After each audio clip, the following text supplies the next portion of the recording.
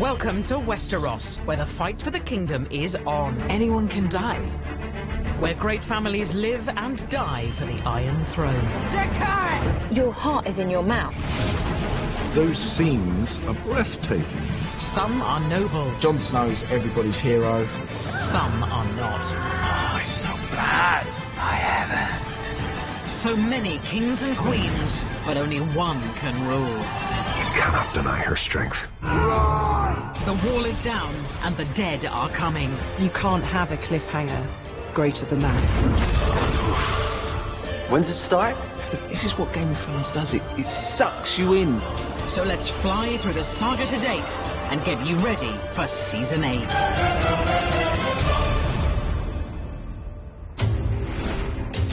As Season 1 opens, it's the calm before the storm. King Robert Baratheon rules from the capital, King's Landing, but his days are numbered. To be king or queen in Westeros, you sit on the Iron Throne and you rule over the 7 kingdoms from King's Landing. Start the damn joust before I piss myself. He is locked in a loveless marriage and only chose his queen for her family's name to hold his kingdom together. On Robert's part, there's no love involved. Don't you get tired? Every day. It could have been anybody. It happens to be Cersei. I felt something for you once, you know. I'm very sympathetic to Cersei. I know. She was completely in love with him. She was in awe of him almost. And he turned into this semi-abusive drunk. Was it ever possible for us? Was there ever a time, ever a moment?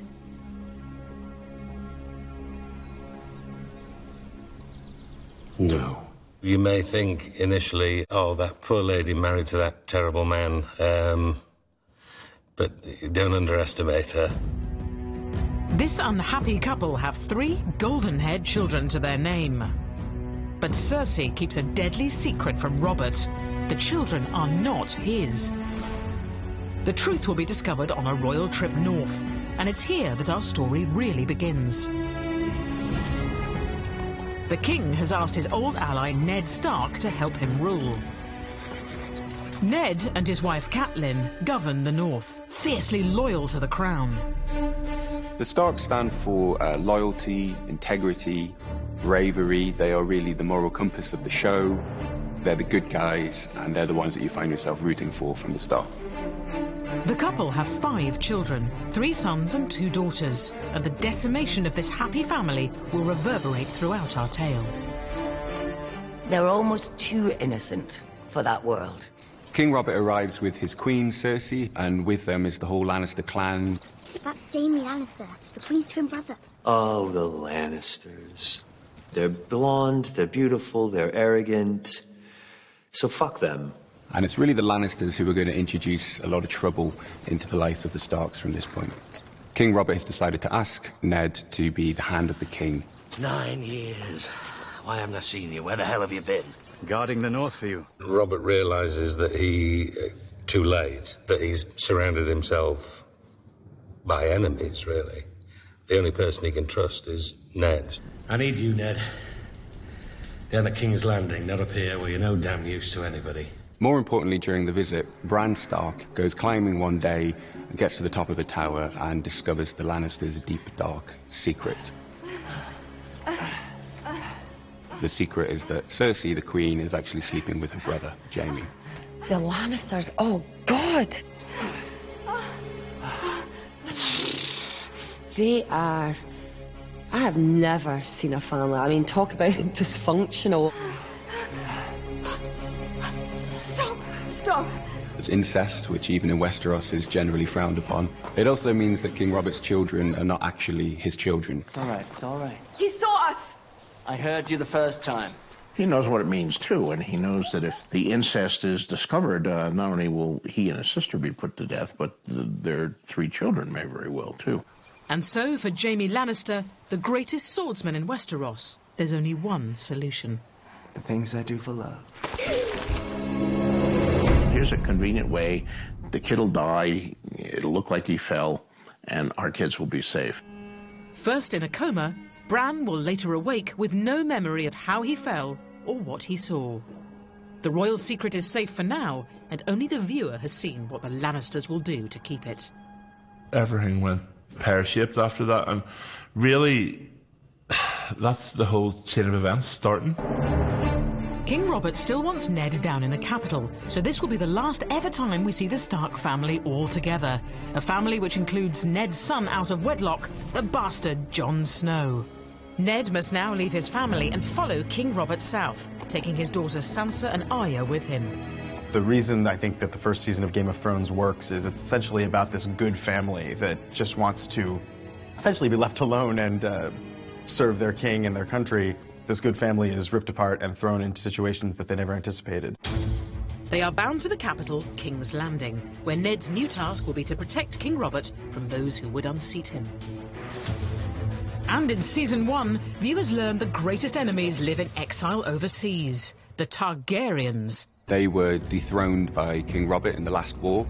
The only surviving members of the family are a brother and sister called Viserys and Daenerys. The siblings are the children of the Mad King, who was killed in war. Viserys dominates his younger sister.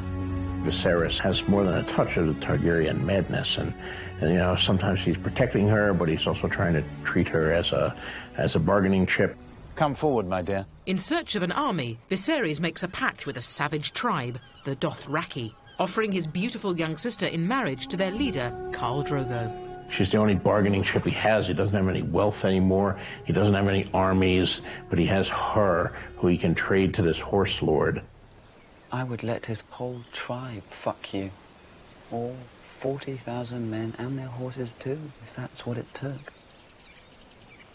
He's power hungry, but to a nasty degree. Doesn't really care how or by what means. He just wants to be important and looked up to. But his plans backfire. Daenerys and Khal Drogo fall in love and become quite the power couple. Suddenly she finds herself with Khal Drogo empowered. People are obeying her. Tell him I want what was bargained for, or I'm taking you back. He just completely underestimates not only Dany, but Khal Drogo. What's he saying? He says yes. You shall have a golden crown. It's a real coming-of-age story throughout the first season. She really grows into herself. Look away, Khaleesi. No. This is one of the turning points for Daenerys. I think this is when you realize that she's prepared to sacrifice anything for the greater good. A crown for a king.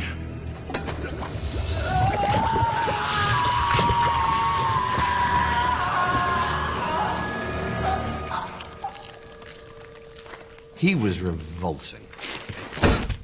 He was utterly, utterly revolting. And that was the moment that she escaped from her shell, when she became the woman and not the kowtowed girl. And as the Targaryens grow in power, we learn that King Robert faces another challenge to his northernmost borders. Threats which led past rulers to build this giant wall of ice to keep out wild things beyond. It's protected by the legendary Night's Watch. The Night's Watch are a small army who guard the northern border of the country. In Season 1, there's lots of fighting for the throne, but actually in the background there are these creatures appearing north of the wall that nobody has seen for thousands of years. And no one quite wants to believe that they're there, but they certainly are. We hear the characters saying that this is all folklore, that this is all made up. But for the viewer, we see that basically these characters do exist. They are there.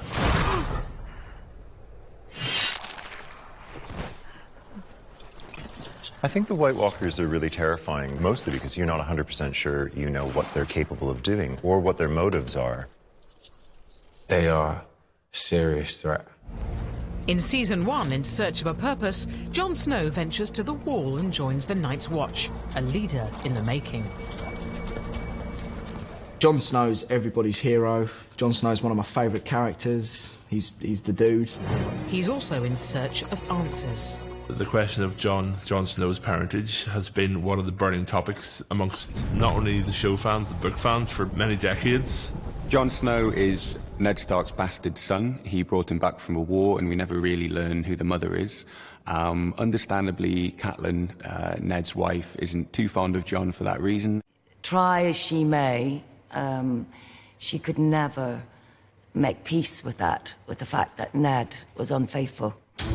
But down in the capital, King's Landing, Ned Stark has a much greater challenge to face. His daughter has fallen for Prince Joffrey. She's presented with marrying the future king, live in a beautiful castle, go to banquets, have beautiful dresses to wear, a fairy tale story. Ned has discovered the Queen and her brother are lovers, and this will be his family's undoing. When the king returns from his hunt, I'll tell him the truth. You must be gone by then. You and your children. I will not have their blood on my hands. But before he gets a chance to talk to King Robert gets himself killed on a hunting trip. Joffrey is now king, and without Robert to protect him, Ned is tried for treason. He confesses, believing it will save his daughter, but misjudges the new ruler.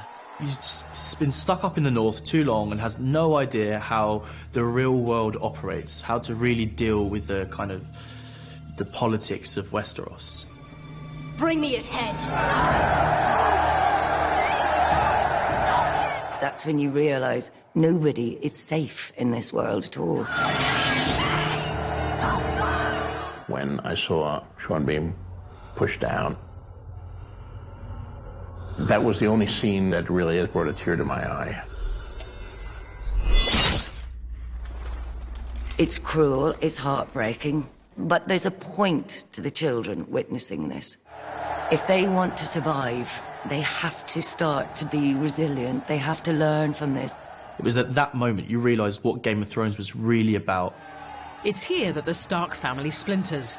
Arya is whisked away by a Night's Watch brother loyal to Ned, leaving Sansa at the mercy of Joffrey. Robb Stark reacts with murderous rage to the news that his father has been beheaded. Robb is the heir, and he's not only picking up his father's mantle as Lord of Winterfell, but he's picking up a much older mantle, the crown that no one has worn for 300 years, the Kingdom of the North. It will lead to all-out war between the Starks and the Lannisters, who are led by its patriarch, Tywin Lannister.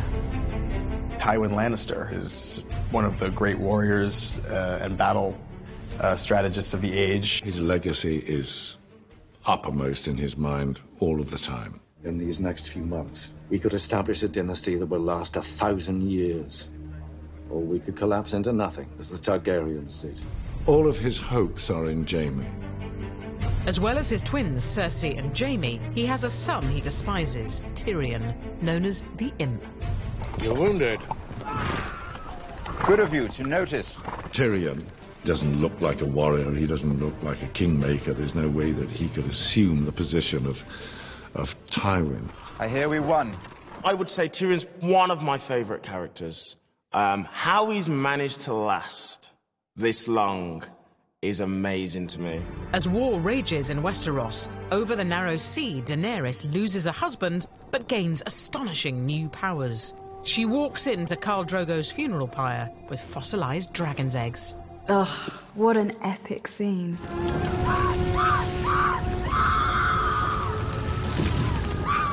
Season 1 ends with the sight of Daenerys emerging from a fire unscathed with her dragons hatched. These creatures are extraordinary creatures, the likes of which have not been seen in hundreds of years. Blood of my blood. You see these three dragons around her and you're just like, okay, they're going to be awesome when they're grown. The innocence is gone. She's it. And she's the Force now. As the dragons are born, she comes more and more to her own until the power becomes innate to her. It's about a new era.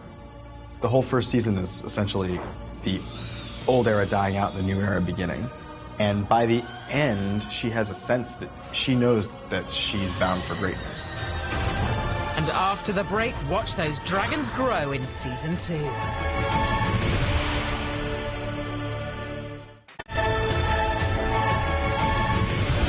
Welcome back to Game of Thrones, the story so far, where Season 2 marks a new reign of tyranny in the capital, King's Landing.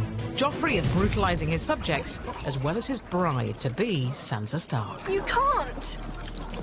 What did you say? Sansa has learned some painful lessons along the way. The chivalrous knights and gallant princes that she dreamed of. She got a gallant prince, and he turned out to be Joffrey. Killing you would send your brother a message.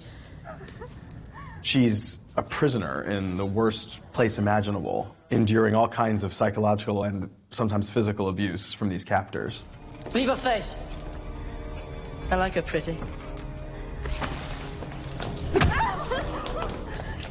He's a bully, and we don't like bullies. Joffrey is a character throughout the series that the audience loves to hate. I heard a disgusting lie about Uncle Jamie. And you? He's a despicable human being. Cersei's smart enough to realize that Joffrey is perhaps not what she might have hoped for. He's getting out of her control now, and he's a danger, in part, even to her and even to other members of the family. What you just did is punishable by death. Joffrey's enemies are everywhere.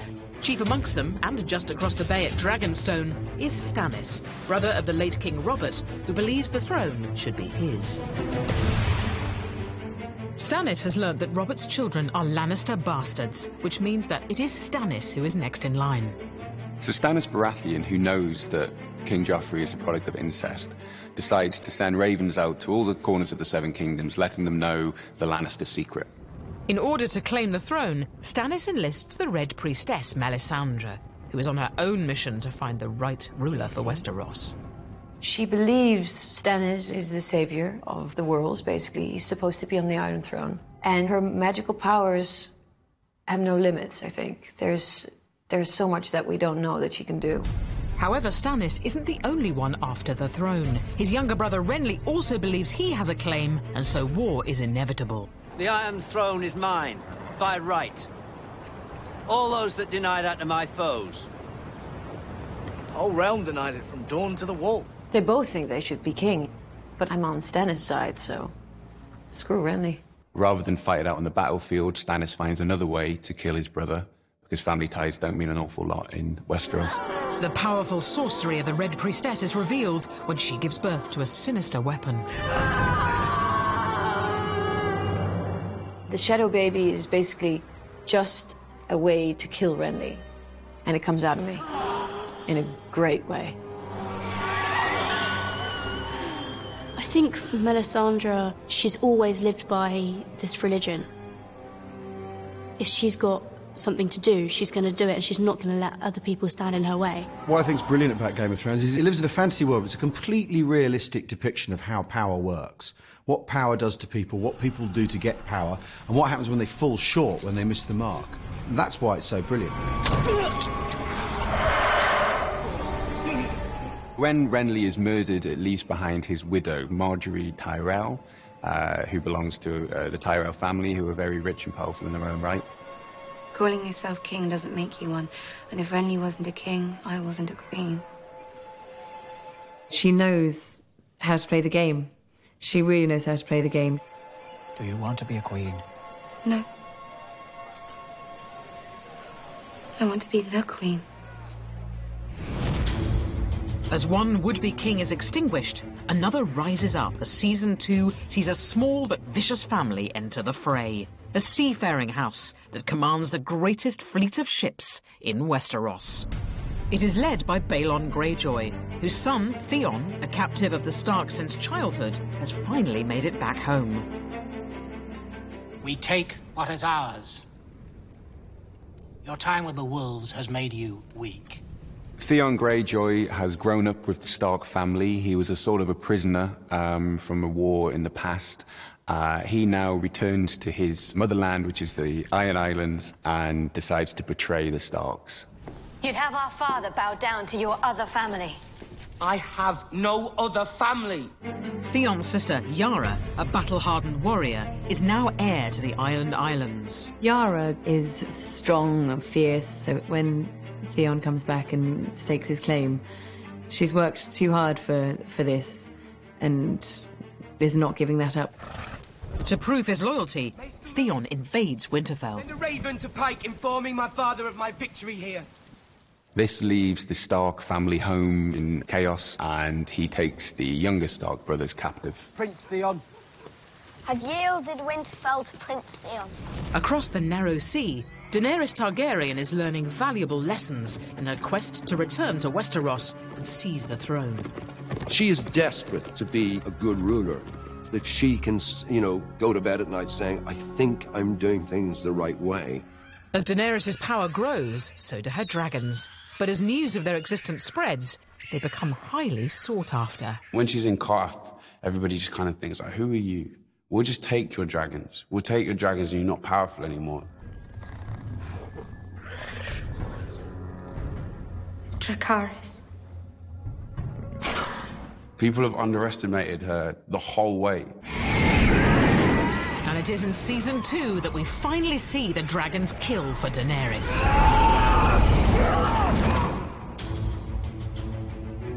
As Daenerys gets stronger in exile, Jon Snow and the Night's Watch are on a mission beyond the Wall, where the true scale of the threat to the kingdom is revealed. Blow the horn. When will he come? The army of the dead is on its way, and it's going to kick off sooner or later, and really, they've got to get out of there as fast as they possibly can. One blast for friends. 2 for foes. And 3 for White Walkers. The threat of winter coming is very much a myth to the people of the South. They're not really taking it seriously. They don't know about the undead and all the horrors that are coming towards them. 3 blasts. So what we learn in Season 2 is that the White Walkers are very much real. They're nothing like we've ever seen before in television. They're not just zombies, they're not just statues, they're walking ice cubes, basically. They're really bad and they're really scary. And it's literally, I think it's going to be a fight of ice and fire.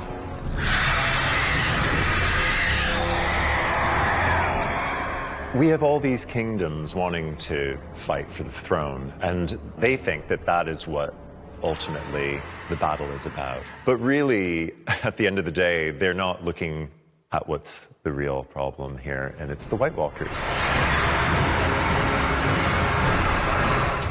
And it's in Season 2 in King's Landing where we see that Tyrion may just be an asset to the war, when Stannis launches an attack on the city. I'll lead the attack! Battle of Blackwater was his moment. He was the best person to speak to the people of King's Landing and to get them to protect their city. Because he knows what it's like to fight. He knows what it's like to have your back up against the wall. We like an underdog, and when that underdog manages to come out on top, it's a cause for celebration. There's our brave men knocking at our door. Let's go kill them! Tyrion manages to get the troops fired up by giving a good speech, and then heads out with them to fight Stannis on the bay.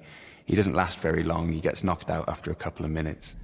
Tyrion is upstaged by his father, Tywin, who arrives with his own massive army. He's been bolstered by the Tyrells, who firmly joined the cause, and they crush the Stannis attack. Certain people have luck on their side, other people don't, and possibly Stannis is one of those very, very unlucky characters who are destined not to achieve their goals. Tywin's pretty lucky. Fortune tends to smile on him when it should damn him.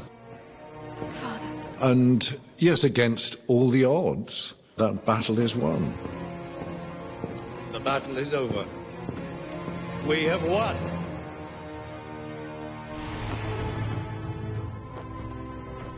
Season 3 begins, Daenerys has set sail on a mission.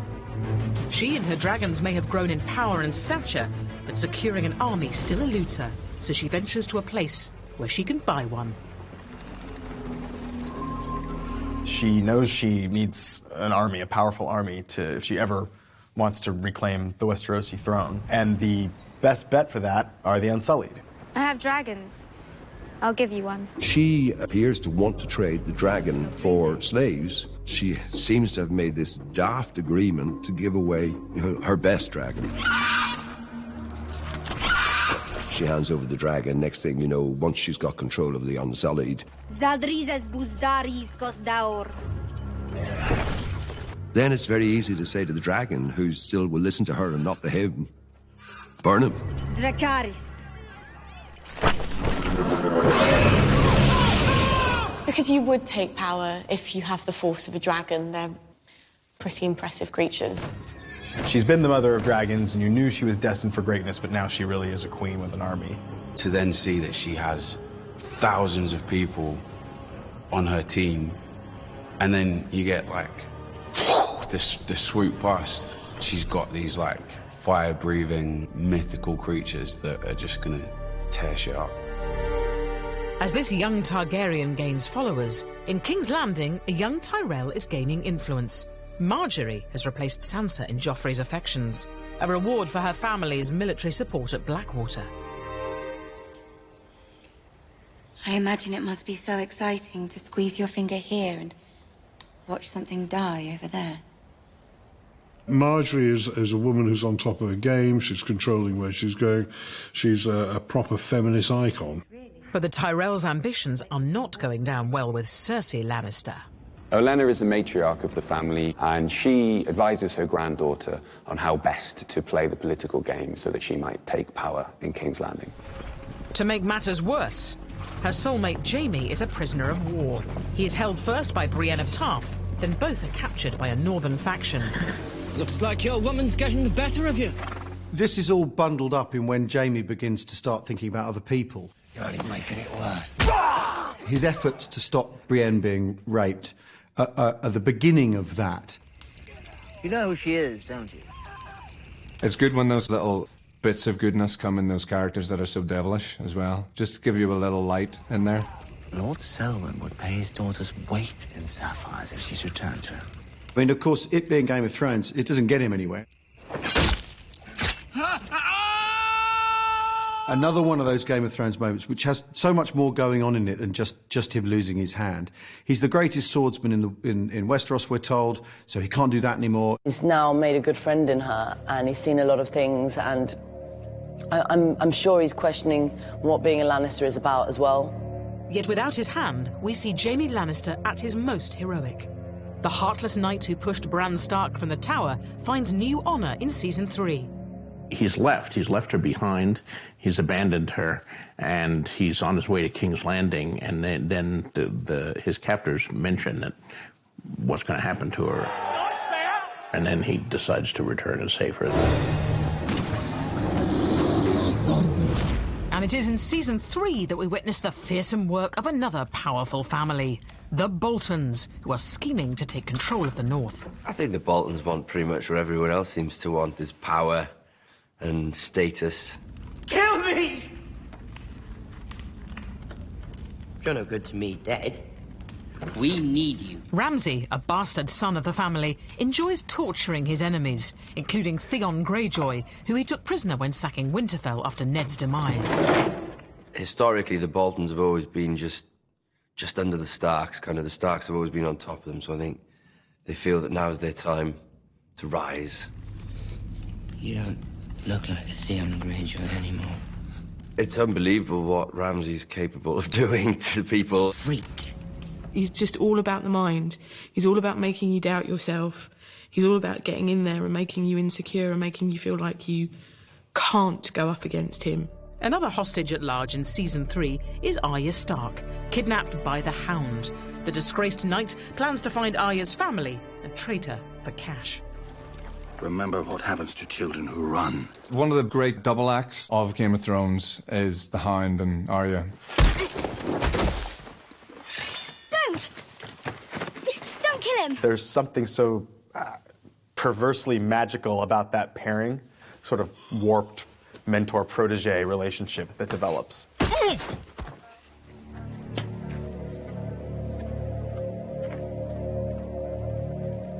In his desire to claim a ransom, the Hound heads for the Twins, where he knows that Arya's mother and brother, Catelyn and Robb Stark, are attending a wedding. The Twins is a strategic river crossing controlled by the Frey family, and the Starks need them on side for their war effort. Walder Frey is a very bitter, nasty old man who controls a small but significant area in the kingdom. I was pledged to marry one of you, and I broke that vow.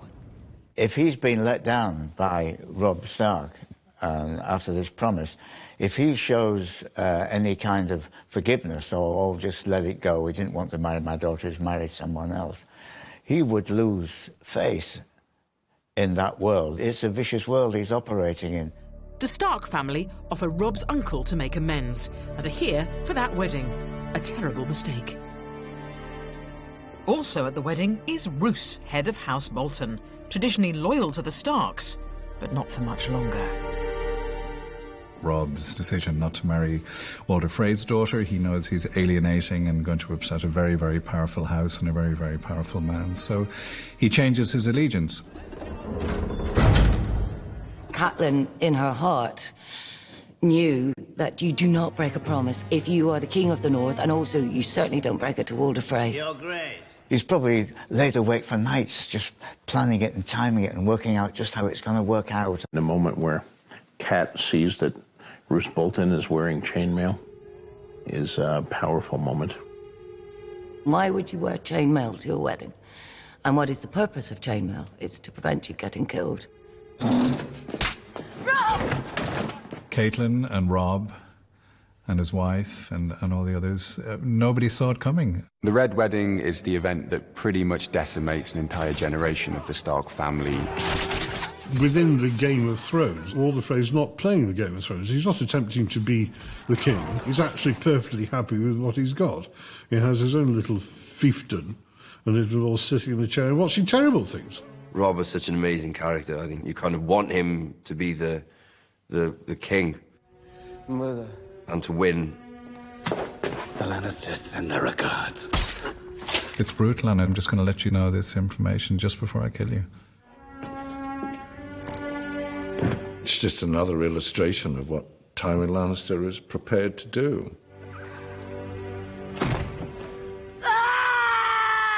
And in that case, he's got somebody else to do his dirty work. It's the cruelty of it, and it's the relishing of it. Everything goes to hell in the Red Wedding. Arya Stark arrives at the Twins to witness her brother's desecrated body and loses any last shred of innocence. She's there at the Red Wedding, she's outside. And she was so close. You know, she was so close to seeing them again. She was so close. The path that she goes on, she learns to become stronger and fight. And also, she's after revenge.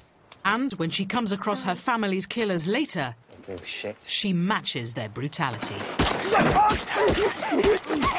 She's had to go over to the dark side. That's what makes her interesting. In order to survive in that world, you've got to match what is given you.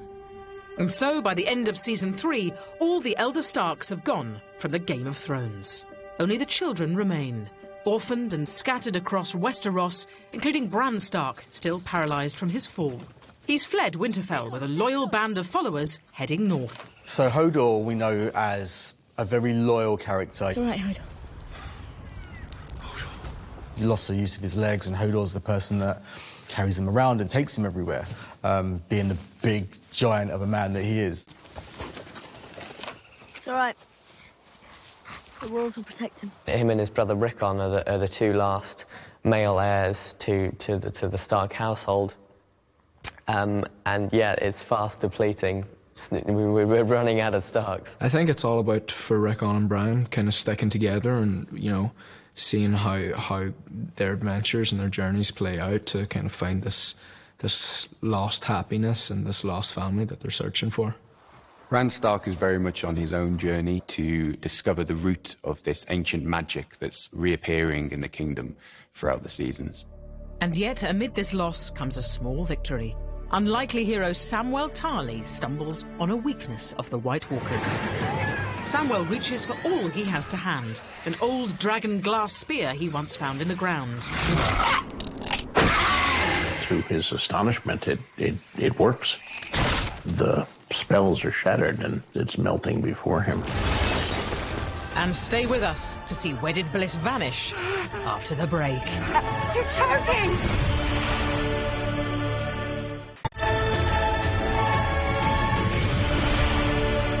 Welcome back to Game of Thrones, the story so far. where in Season 4, a royal wedding in King's Landing unites two great houses of Westeros, the Tyrells and the Lannisters. Season 4 begins with the wedding between King Joffrey and Marjorie Tyrell. And as we know from experience in Westeros, weddings are not happy occasions. It's full of injured parties with scores to settle. Chief among them is Oberyn Martell and his lover Ilaria Sand. In that first meeting with Cersei and Tywin, Ilaria Sand.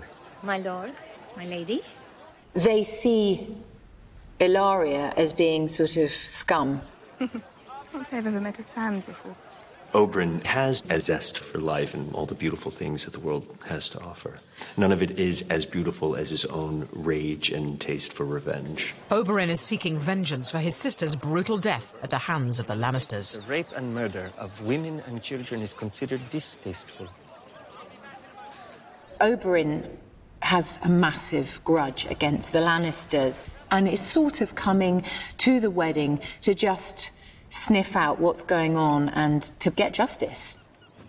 There's been too much amusement. Joffrey really uses the wedding as an excuse to be as horrible as he can. Uncle, you can be my cupbearer. And the way he treats Tyrion and everybody at that table, he's just hideous. You're watching him being a total arse. And so, when an unseen hand poisons the newlywed king... Idiots, help your king! It's the moment of retribution that the whole of the Seven Kingdoms have been waiting for. I think everybody who watches Game of Thrones was hoping this day would come. I wanted to kill him in such a way that the viewers were reminded that here's a 13-year-old boy who's dying. Though it is actually the Tyrells that have poisoned Joffrey, it is Tyrion who is blamed. This is really the point where Tyrion's fragile bonds with his family begin to unravel. Take him! Take him! Take him! In plot terms, the death of Joffrey is another shaking of the board where the pieces are scattered. And also it's one of those things that elevate the whole series from merely a story into a saga. As the royal family grows weaker, news from Westeros reaches Meereen, where Daenerys has conquered the city, but she is not yet ready to capitalize on her enemy's weakness. King Joffrey Baratheon is dead. Murdered at his own wedding. This would appear to be a really good time for her to finally make her play for the Iron Throne. She has the dragons, and she has the army, and she has the strength of character. But actually, she has new responsibilities now, and she has unfinished business where she is, and she's still trying to learn how to rule. And to compound matters, her dragons have grown so big that Daenerys has started to lose control of them. As they get bigger, as her power increases, the harder it is for her to manage. And that's where the story then has to go. All they're going to bring is complexity.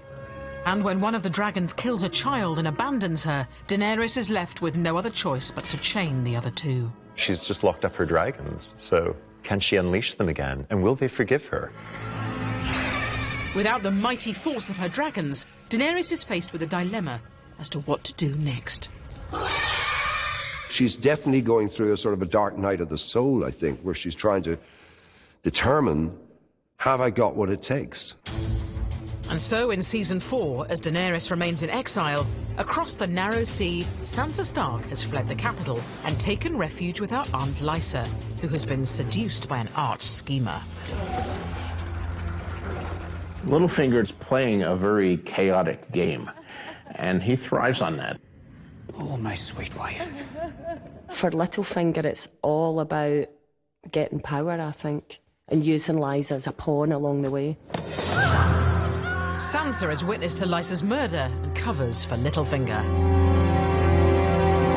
Sansa's one of these poor characters who's been mistreated all through the series. She's seen a lot of horrible, horrible things happen, and she's never been able to take control, and this is the first time that actually she's got nothing else to lose. He tried to reason with her, promised her she was the only one he had ever loved, but she stepped through those doors and she was... What you discover is that she's been learning this entire time. She's been listening. She's been watching. She's been taking Littlefinger's lessons to heart. So, from one Stark protege to another, Sansa's sister Arya is still the Hound's hostage, but they're now on an equal footing. Who would pass the bloody gate? The bloody Hound, Sandor Clegane. He's her captor, but he's also her protector. And, you know, she's seen his own pain and his own fear at times, and they've shared some dangerous situations. But when the Hound is gravely injured in battle, Arya is forced to strike out on her own. Fuck it. I'm ready. Now he's wounded and he's dying, and she's remembering all he said about mercy, and he's asking for mercy. And by mercy, he means, a quick thrust to kill him. And she doesn't give it to him. Kill me. She won't put him out of his misery. She won't give him the easy way out. She's going to leave him there to suffer. Another wandering Stark is Arya's crippled brother Bran, who has made it north of the Wall in search of the three-eyed raven, who he believes will help him walk again, all the time aided by his loyal travelling companion, Hodor. I think Hodor's been more than just Bran's legs. I think he means a lot to Bran. You know, he's always been there through absolutely everything, you know? Even though he can't speak, he can only say one word. There's always someone that's looking after him. You know, in a world of evil, he's probably one of the only good ones.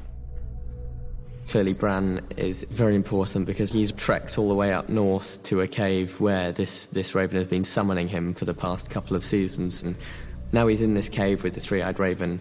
Really, we're going to find out what the grand scheme of things is for Bran. You'll never walk again. But you will fly. His powers, he's getting stronger, and there's going to be some really exciting things happening. I think we're going to find out more and more about him. At the Wall, the Night's Watch suffers a huge wildling attack at Castle Black. But in Season 4, they get a powerful new ally. Stannis Baratheon, who's been away licking his wounds after the Blackwater defeat, joins them with his vast army. The Battle of the Blackwater was a huge and crushing defeat at the end of Season 2, and it's taken them basically 2 seasons to sort of rebuild from that.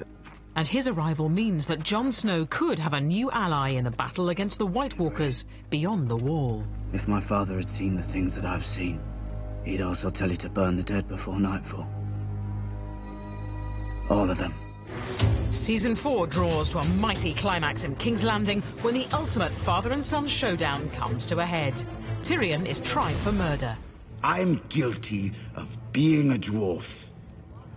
You're not on trial for being a dwarf. Oh, yes I am. I've been on trial for that my entire life. Finally, Tyrion just says, you know what this is about. It's because I'm a dwarf, you know?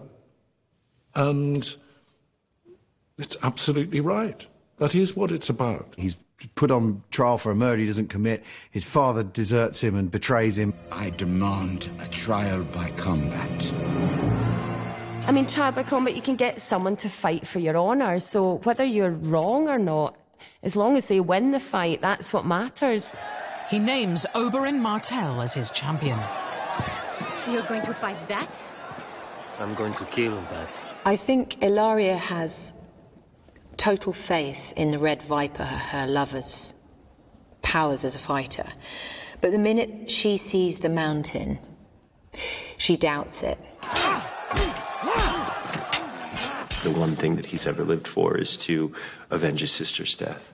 And he knows that now that the opportunity is presenting itself, there is no question that he will get what he wants. You killed her children!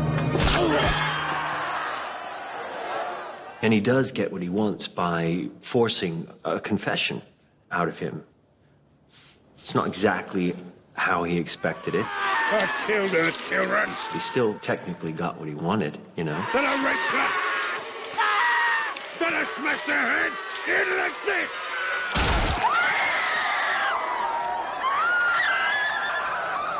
She's lost the man who was her protector, who was her champion, who was everything that she believed in her world. Tyrion Lannister. With his champion defeated, Tyrion's life now hangs in the balance. You're hereby sentenced to death. In Westeros, the pursuit of justice is as futile as anything else. Oh, get on with it, you son of a whore.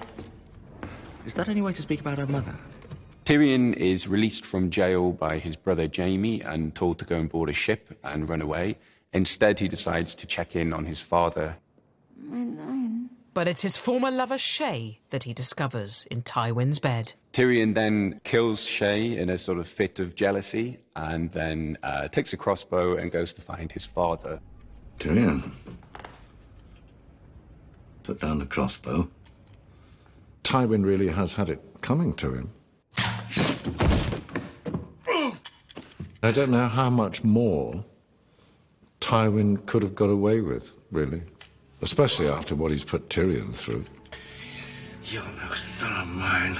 I am your son. This is someone who spent his whole life trying to win his approbation. As much as he hated him, he really wanted that, you know. Obviously, that's never going to happen now because he put a crossbow bolt in his groin. What it means is when a big character like that goes, there's going to be a power vacuum and there's going to be hustling and jostling to get into his place. I am the queen! I am the queen! I've lost your mind! Join us after the break, where in Season 5, a new power rises in King's Landing.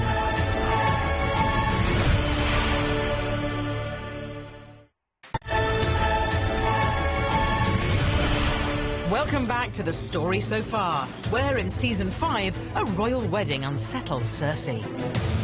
Her son, Tommen, is now king, and has fallen under the spell of his new queen, Marjorie, much to Cersei's dismay.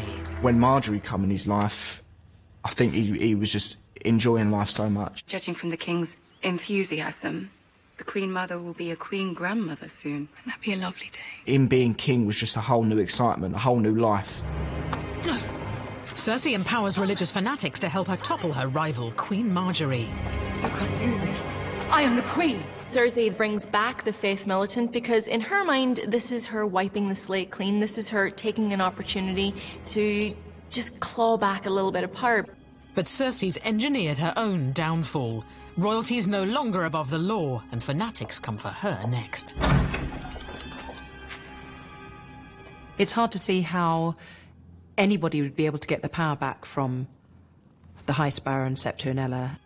Move. There's another contender to power in Westeros, and it's religion. It's the power of the faith. They want to remove all the excesses, to strip Cersei of all her finery and encourage her, in inverted commas, to become clean. It's such a sexualized form of humiliation. A sinner comes before you. Watching Cersei do the Walk of Atonement, something happened that I thought would never happen. And that is I felt compassion. No matter what she'd done previously, she didn't deserve this. And so Season 5 sees her left naked before her subjects to atone for her infidelities. Who would have thought we would have felt sorry for Cersei until the Walk of Shame? It was very, very tough for her. Very few women could have done what she did, complete that walk. People love to hate her, so you see her trying to maintain this regal presence, but she can't. Stripped down to her literally, physically, and emotionally and psychologically stripped down to her most vulnerable, and then swept up into the arms of the beast that she invited into the world. The strange creation that is her new knight. It's just a brilliant twist. When Cersei is picked up by the mountain and Qyburn tells her what's happened, the brilliant look across Cersei's eyes of whatever happens, I will get these people. Also getting a new ally in Season 5 is Daenerys, in the form of Tyrion. After killing his father, he's fled across the narrow sea, a fugitive on the run. He was a Lannister, and he had all the money in the world. And a noble name and a big bag of gold can buy you a lot. All that's gone now. He's totally at the mercy of the people he's traveling with. Who are you? And then the unthinkable happens. I am the gift. He is captured and handed over to his family's greatest enemy, the Targaryen Queen-in-Waiting, Daenerys. My name is Tyrion Lannister. And between them, they are an extraordinary force. Protect your queen! She appoints him as her political advisor, but when a civil rebellion begins, Tyrion gets to witness Daenerys transform into a true Targaryen. The symbol of the Targaryens coming to claim their power is on the back of a dragon, because, I mean, there's not much you can do when you're standing on the ground and a dragon's coming at you. Daenerys has had these dragons for quite some time now, but that moment that she gets onto Drogon and rides him for the first time, that is her claiming her birthright. The dragon riders are what the Targaryens are all about. That is how they wielded their power. Everybody painted that picture of Daenerys flying her dragon. It never really happened. And they've waited so many years to see that, and she finally does, and she does it in a wicked way where she's escaping death. Daenerys, she's got the greatest name ever. Stormborn, Mother of Dragons, Daenerys Stormborn Targaryen. I love that name. She's got these dragons as backup. And then she's got Tyrion, who knows King's Landing, who knows the political side of things, and he's been through battles as well. Yet as season 5 ends, Daenerys' dragon delivers her to an uncertain fate. The last thing we see of Daenerys season 5, she's surrounded by Dothraki, is back where she bloody started.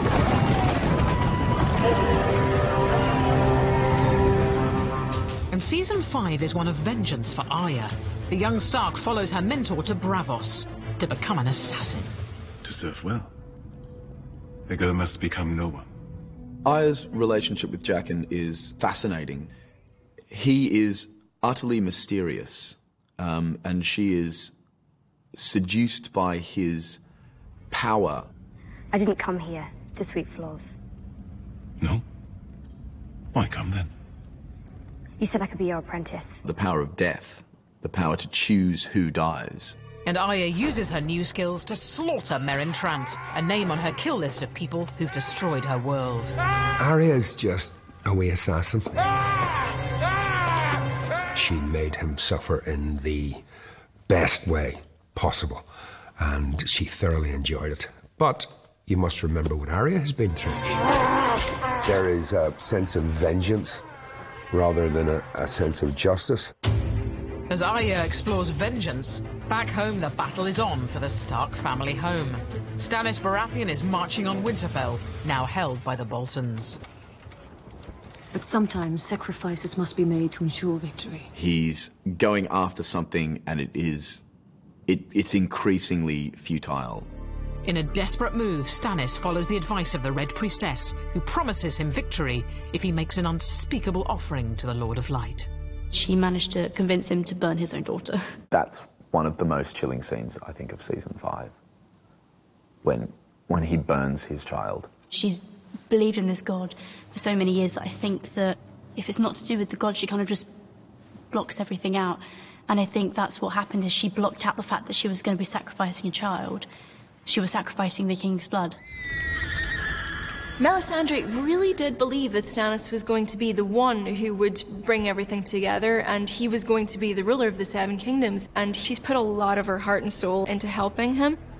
But it proves to be his undoing. His men desert him, and Melisandre, realizing all is lost, flees to Castle Black, leaving Stannis to advance to Winterfell on his own. Speak up. Can't be worse than mutiny. He's had a rough old time, Stannis, hasn't he? Because really he should be the king from after Robert Baratheon died. Every battle he loses, he becomes further and further involved with this kind of fantasy. And awaiting Stannis at Winterfell are the Boltons, who try to cement their position in the north with a tactical marriage to Sansa Stark. Orchestrated by master manipulator Peter Baelish. She shouldn't trust Littlefinger. I mean, why are you going to trust Littlefinger? I mean, jeez. He is the dodgy car salesman in Game of Thrones. Offers you everything and gives you nothing. May I introduce my son? Ramsay Bolton. Now that the Boltons have kind of established themselves at Winterfell, bringing in a Stark will really solidify their position in the north. But it's a huge miscalculation that traps her in another brutal relationship. Ramsay is a horrible, cruel, evil, power-hungry man. He took psychotic nature to another level. I mean, he went there and he went some. Oh, no. You stay here, Reek. You watch. Fellow prisoner Theon Greyjoy, aka Reek, is too terrified to help. I think we all thought he should have stepped in on the wedding night, let's be frank. With Ramsay distracted by battle, You're leaving it to me. Sansa is caught attempting to escape, and it's only then that Reek finds the courage to become Theon again.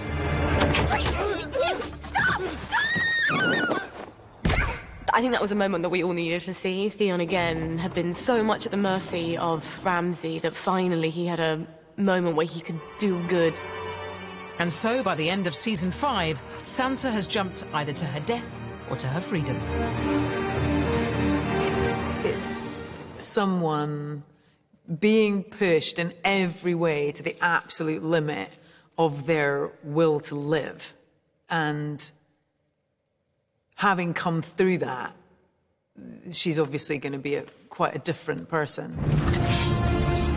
As Sansa and Theon leap from the walls of Winterfell, nearby Stannis is facing defeat by the vast Bolton army. I think Stannis had given up. I think even before they'd gone into battle, I think he was going there to die. Fate finally catches up with Stannis when he comes face to face with Brienne of Tarth, who sought vengeance for Renly's death since Season 2. She is probably the toughest person going about Westeros.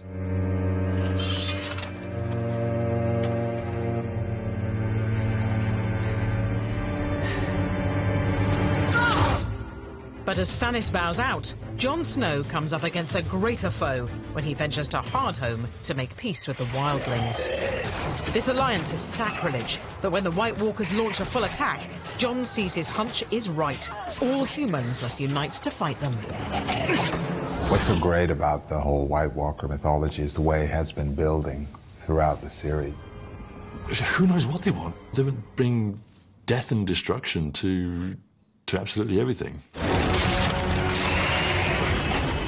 Up until this point, they've been semi-mythical characters. It's been the White Walkers in those cold lands that no one ever goes to.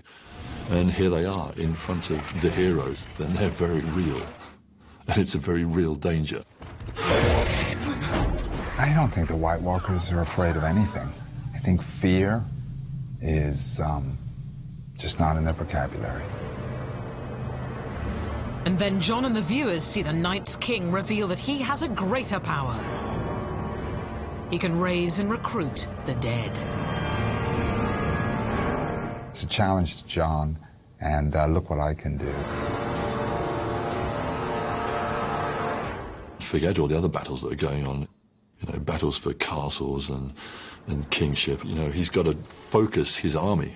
But on Jon's return to Castle Black, in the final minutes of Season 5, viewers witness the cruelest blow of all in a gut-churning finale. When I saw the cross with traitor written on it, I thought, oh, no, they're not going to kill him.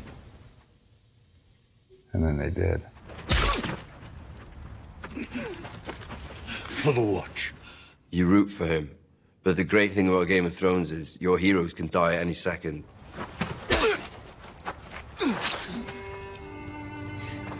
For the Watch. They're all members of the Night's Watch, and no matter what one of their brothers has done, what they did was worse than what he did. And so Season 5 ends on betrayal and death. Is this really the end for Jon Snow?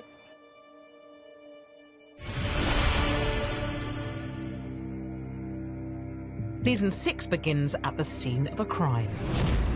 Jon Snow lies slain at Castle Black, and all hopes are pinned on the Red Priestess and her magic to bring him back. Game of Thrones needs Jon Snow. We do. We need him to finish what he started. As viewers hope for Jon's resurrection, we learn that Melisandre harbours a great secret. The reveal of ancient Melisandre was definitely one of the most stunning surprises in Season 6 of Game of Thrones. It shows how much older she actually is and how much longer she's been believing in this god for. Then we see her use this power for Jon. She tries to bring him back, tries to resurrect him. It doesn't work.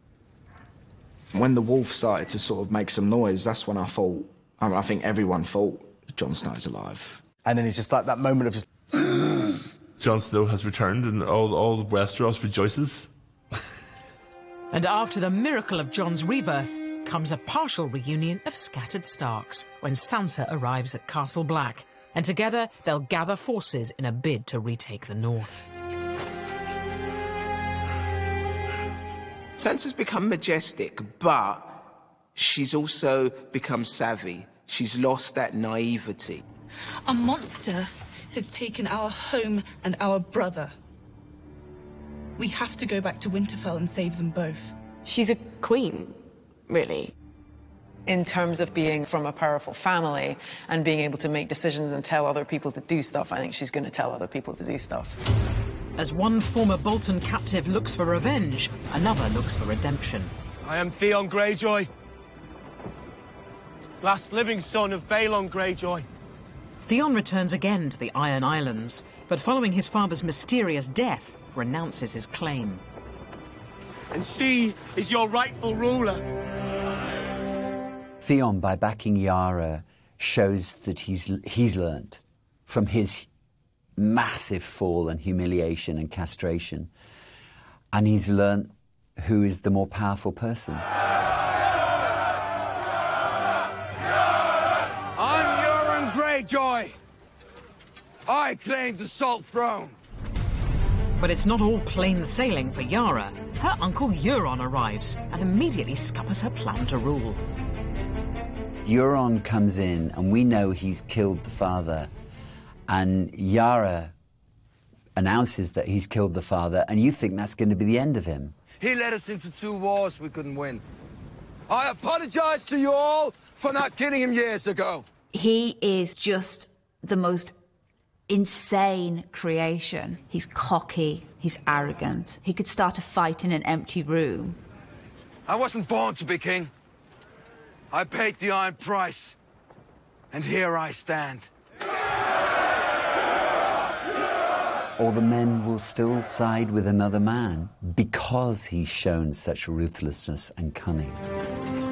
With Euron crowned king, Theon and Yara flee, taking part of the fleet with them.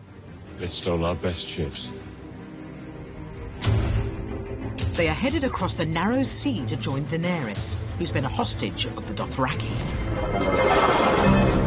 But now burns their leaders and converts the tribe. The huge Dothraki horde.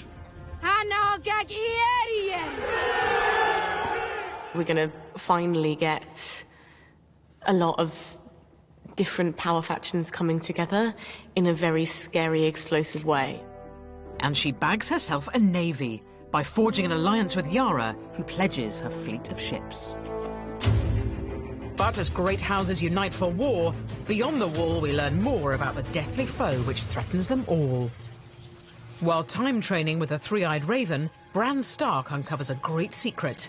White Walkers were created from the first men. The Children of Forest invented the White Walkers to help protect their own race. It was an innocent defense to do that, but clearly it has gone out of control. And when the White Walkers come for Bran, there are terrible casualties. Hodor is a goner. Hold the door! Completely pure act of protection. There was nothing, there was no greater goal to what he did other than protect Bran. Everyone has basically just given in order to give way for Bran, and there must be a reason, right? We know he's become the three-eyed raven. But how is he going to use those powers? And as the three-eyed raven, Bran resolves a great start secret when he sees Jon Snow's mother, his Ned's sister, Lyanna. You understand what Ned has been going through the whole time. He made out that it was his son, his bastard son, but it was really his nephew.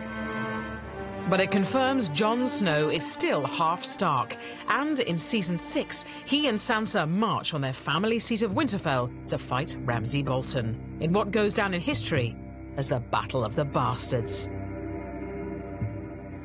Ramsay's now top dog, having murdered his father and newborn brother. Now, if you want to save You're going to die tomorrow, Lord Bolton. When you play the Game of Thrones, you either win or you die, you know, and she knows it's about winning now. She's had enough of all the rest. It's time to win. She offers her insight. You think he's going to fall into your trap? He won't. He's the one who lays traps. She's lived with this man for a long time, and she knows that he is cruel to the core. Sansa's words go unheeded. Ramsay baits Jon with his hostage, Rickon. Run to your brother. It shows a lot about how Ramsay's mind works. He's calculating, he's always thinking about the next move. You know, it's very interesting how Machiavellian he can be as well. I think everybody who was watching that episode for the first time, I think they all thought he was probably likely going to make it. It was just kind of cut so short, and I think that's kind of what Game of Thrones is always about. Ramsay Bolton's like, yes, I've got you now, boy. Just in the middle of no man's land. That's what Game of Thrones does so brilliantly, is it's constantly pitting good moral forces against bad ones, and you don't just win because you're good. They were surrounded by the entire army. They were being driven into the mud. Ramsay should have won. He was much more conniving, much more cunning. And if it hadn't have been for Sansa coming in at the last minute, then he probably would have won.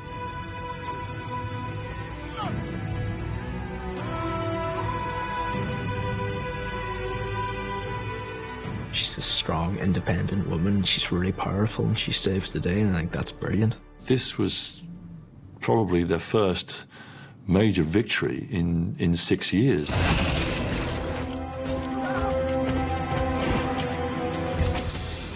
They're suddenly inside the castle. Winterfell. It seems Jon will kill Ramsay. But he then leaves Sansa to take the scalp. There was only one way to kill him, and Sansa found the right way to do it. She knows what she's going to do, and she knows he deserves it. All memory of you will disappear.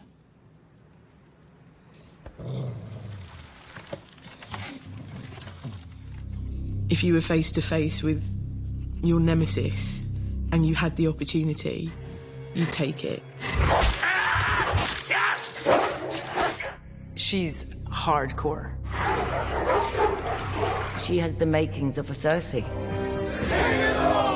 But it's Jon Snow who becomes king as the season ends, with the Starks controlling the north and Sansa is by his side.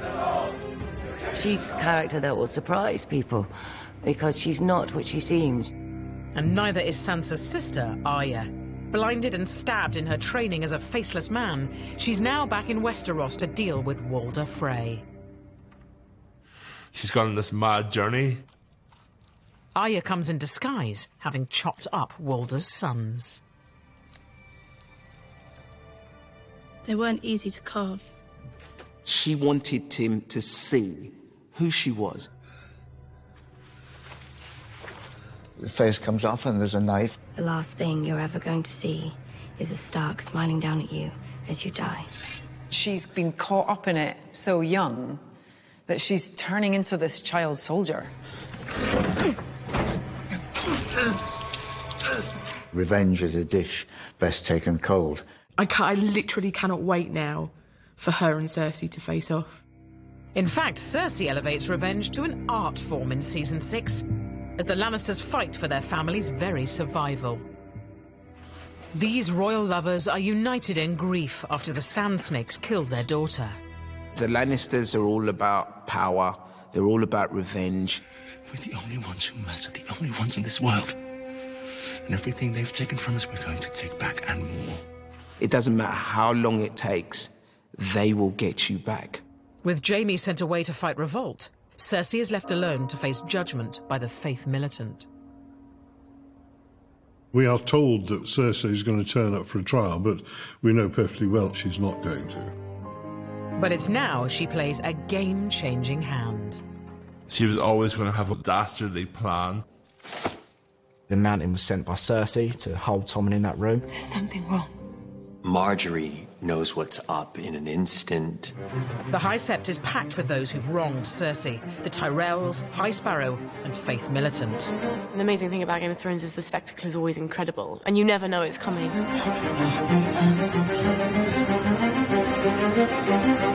This isn't going to end well.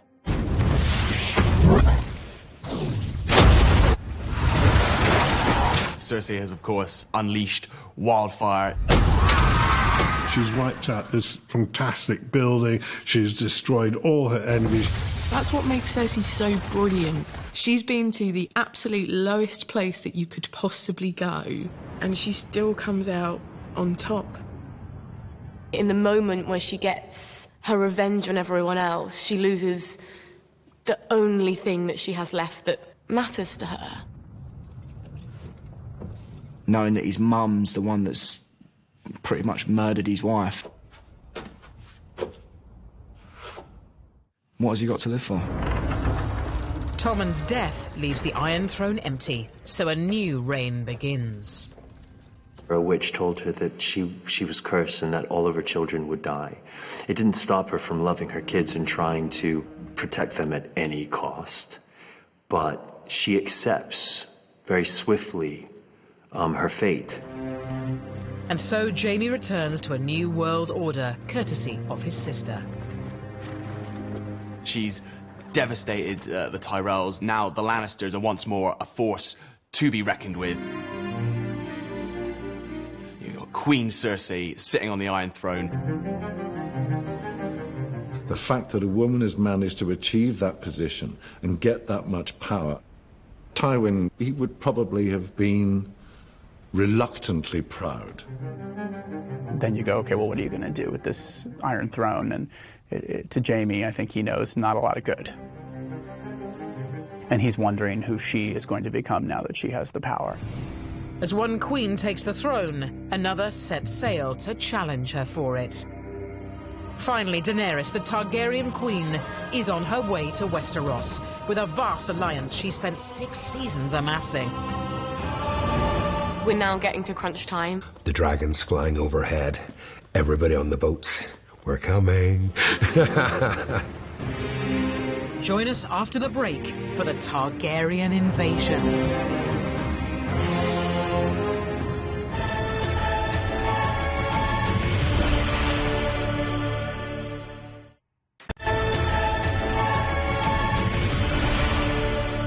Welcome back to the story so far, where in Season 7, Daenerys finally lands on home soil, her birthplace, Dragonstone. Along with her huge alliance of power players.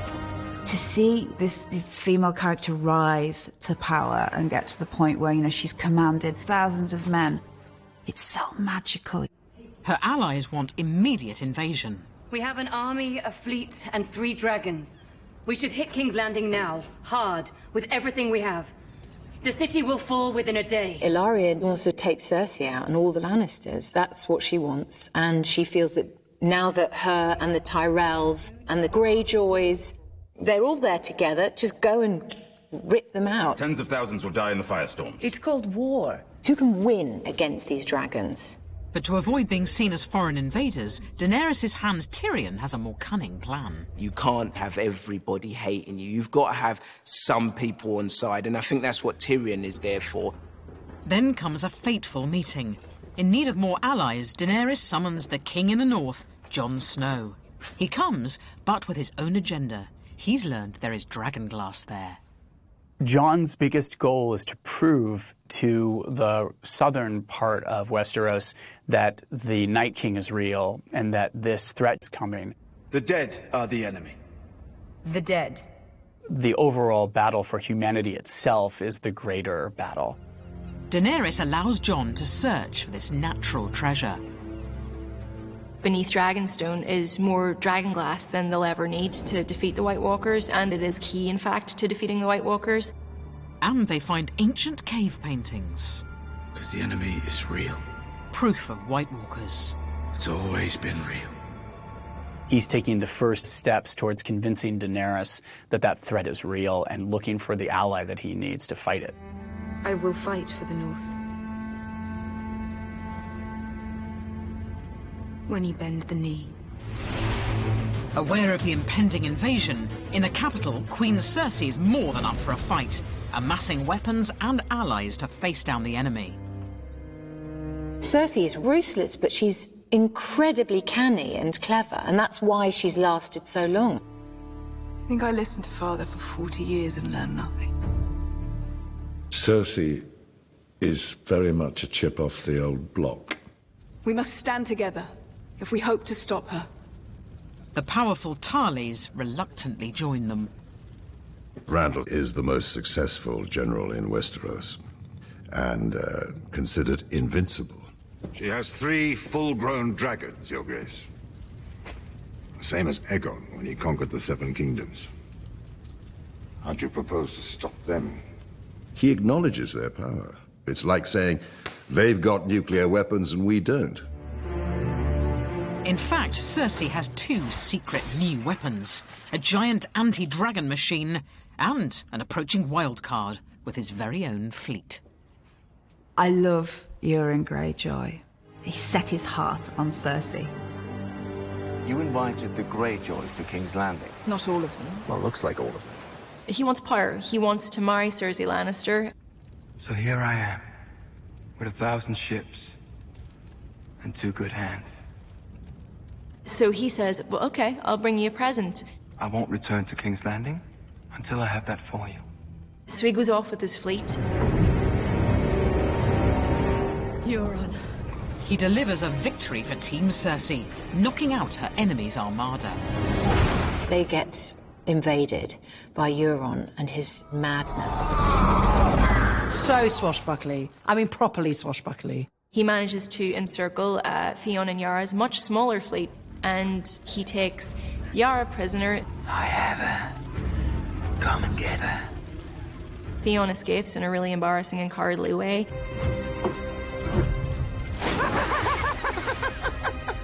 Poor Theon. I mean, he abandons his sister, jumps overboard early on in season 7. Theon's scared of everyone. Euron also captures Ellaria Sand and her daughter, and that is the gift that Euron presents to Cersei because, of course, Ellaria murdered Cersei's daughter, Myrcella. I'm a prize to take back to Cersei so she can get her revenge on me, which I don't want. I give you what no other man could give. Justice. He's pushing and pushing and pushing. There's only one reward I want. A wedge between, you know, these kind of star-crossed lovers. You shall have what your heart desires. When the war is won. In a double bluff, Cersei lets her enemies capture her family's ancestral home. So they're able to take Casterly Rock surprisingly easy, and of course that puts them a little bit on edge. In fact, it's a strategic distraction, allowing Jaime to take his army south to conquer House Tyrell and steal its fortune. The Lannisters, led by Jaime, have very cleverly gone to Highgarden. I remember when the Lannisters did go to pay their debts by basically stealing a load of gold from Highgarden. That is where the money is, and of course they owe the Iron Bank not an insignificant sum. And Jaime goes to confront Olenna, who is, you know, kind of like the last Tyrell of any consequence. She's almost sitting there waiting for him. She knows what's coming. How will it happen? It's like almost like a business appointment, wasn't it? It's like, oh, hello. And now you need to die. As a viewer, you were just winded. But in her very last breath, Olenna reveals she killed King Joffrey. Tell Cersei. I wanted to know it was me. Boom. You know, it's like Game of Thrones just delivers, doesn't it? When news of the Lannister victories reaches Daenerys, she furiously abandons Tyrion's softly, softly strategy, and she finally invades Westeros. She's just had enough. She is raining down her aggression on top of them.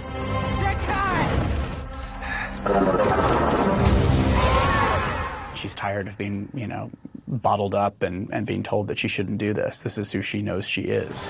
As the Lannister and Tarly troops are eviscerated, Jaime is confronted by the true scale of the Dragon Queen's army. He's looked into the face of the future of war, and they're on the losing side of it. They might have held against the charge of the Dothraki, but not when you've got a dragon flying towards you.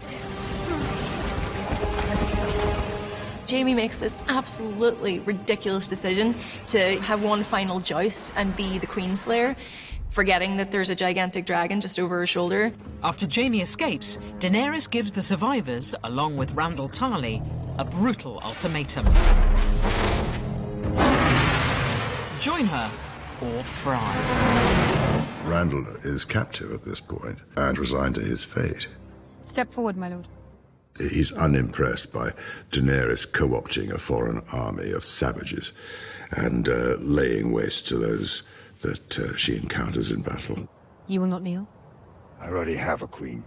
She needs to stake her ground here, and she needs to make examples of her enemies when they refuse to bend the knee so that she can do what she ultimately needs to do politically in this country. Dracarys. What sort of leader will Daenerys be? Will she be the fair ruler, or will she be the Mad King? Away from the fighting, the remaining Stark family is reunited in Season 7, as Bran and Arya finally make it home, to the delight of Sansa, the new Lady of Winterfell. They're not the people that they were, you know, they're not the kids that you know, had those cute little wolf pups back in Series 1. You came home. But it's not as harmonious as one would hope. They hadn't been together for so long, and they viewed the past in entirely different ways.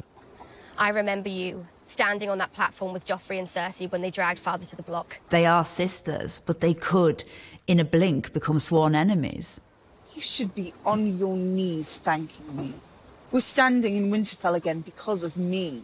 You were expecting, you know, sisterly love and tears and all of that, and it was quite the opposite of that, wasn't it? And in the shadows, Littlefinger is stoking the tension between them. What do you think she's after? And you think, is this all going to implode from the inside? You stand accused of murder.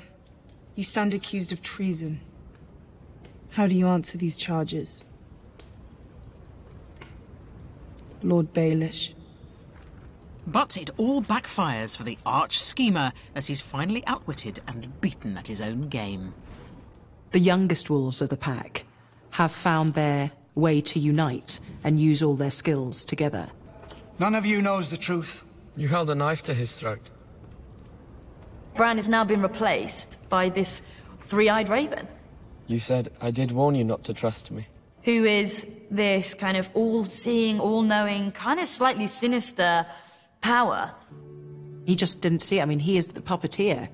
I was expecting him to be much more clever. Turn family against family, turn sister against sister. That's what you did to our mother and Aunt Lysa, and that's what you tried to do to us. He's got his comeuppance at the hands of Ned's kids.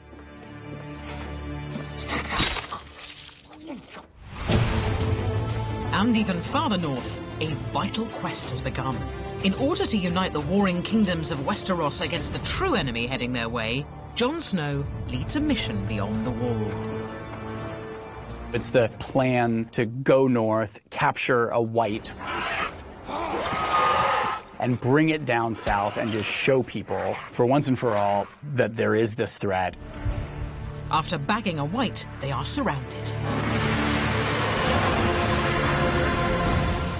And it falls on Daenerys and her dragons to fly to the rescue. She's there to save Jon.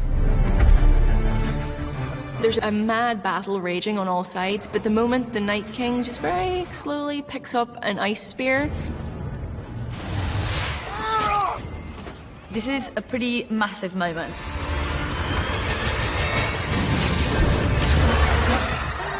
Not only does he kill the dragon,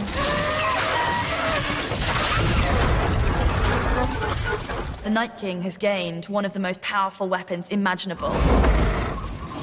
They escape with a captive white in tow, but it comes at a great cost, as the army of the dead swarm in to claim their prize. When you see him kill the dragon, you're devastated and you think that's it. When he revives the dragon and it becomes one of them, it's more than a turnaround. It's pretty devastating.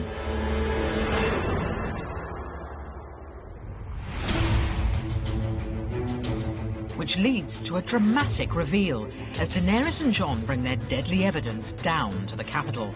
Against the odds, Jaime's persuaded Cersei to meet her enemies at a peace summit. They plan to beg her for a truce and to join the fight against the dead. Cersei and Daenerys coming face to face for the first time, that's, you know, the clash of titans.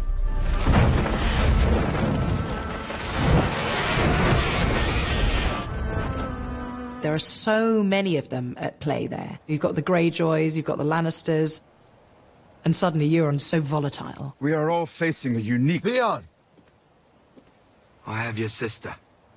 If you don't submit to me here now, I'll kill her. When there's that first face-off and you've got Cersei and Daenerys over here... You have my word. The word of a would-be usurper. there is no conversation that will erase the last 50 years. We have something to show you. When the Hound releases the white... And the dead come out and go straight for Cersei. It is the visceral payoff that we've all been waiting for, and it is the theatrics that Jon and Tyrion intend. This is the only thing I've ever seen that terrifies me. It seems Euron Greyjoy is turning tail and deserting his queen. They call you bluff. They don't actually have anyone get killed in that scene. It becomes something else entirely. The darkness is coming for us all. And Cersei appears to support a truce. We'll face it together. When she agrees, you just think, oh, this is just going to go horribly wrong. In fact, nothing is as it seems. We'll meet at Lord Harroway's town and march together to Winterfell. So, Jaime. Your Grace. He's organising the troops, saying, we're going to go north, we're going to help people out, let's get it together. And then she's like, you're stupid, we're not doing that. Do you really think Euron Greyjoy turned tail and sailed back to the Iron Islands? You see Cersei not sending the Lannister troops, but instead sending Euron Greyjoy down to Essos for the mercenaries. You plotted with Euron Greyjoy. She will stop at nothing, Cersei.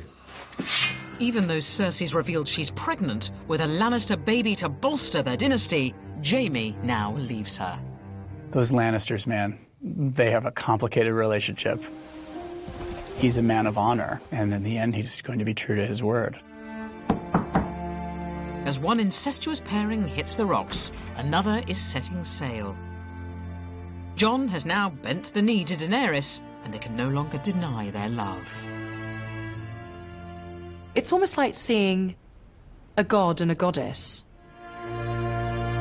You've been wanting them to become lovers, and you get the loving moment as you're totally given the information that you're watching incest right now. In fact, Jon's fallen for his own auntie. In a vision, Bran sees that Jon's father is Dany's older brother, Rhaegar Targaryen. Prince Rhaegar married Lyanna Stark in a secret ceremony, which makes Jon, Aegon Targaryen, true heir to the throne. He's never been a bastard. He's the heir to the Iron Throne. Even if, culturally, Game of Thrones can handle incest, you know that Jon and Daenerys probably won't be able to handle that. But eclipsing all developments and personal struggles, in the north, the season ends on a cataclysmic event that changes the game for every living human being. This is the moment that we were told could never happen. The wall can never come down. You see the army kind of coming out of the forest. And then you hear something. Oh, that's just changed the whole ball game here. It didn't occur to me that we would have a dragon White Walker. But then, when that happened, you thought, oh yes, this is inevitable. Now this takes us on a whole different journey. That's when you know that it's on for next season. There's nothing to protect them in the South anymore. I mean, you can't have a cliffhanger greater than that. I don't know what's going to happen, but I can't wait.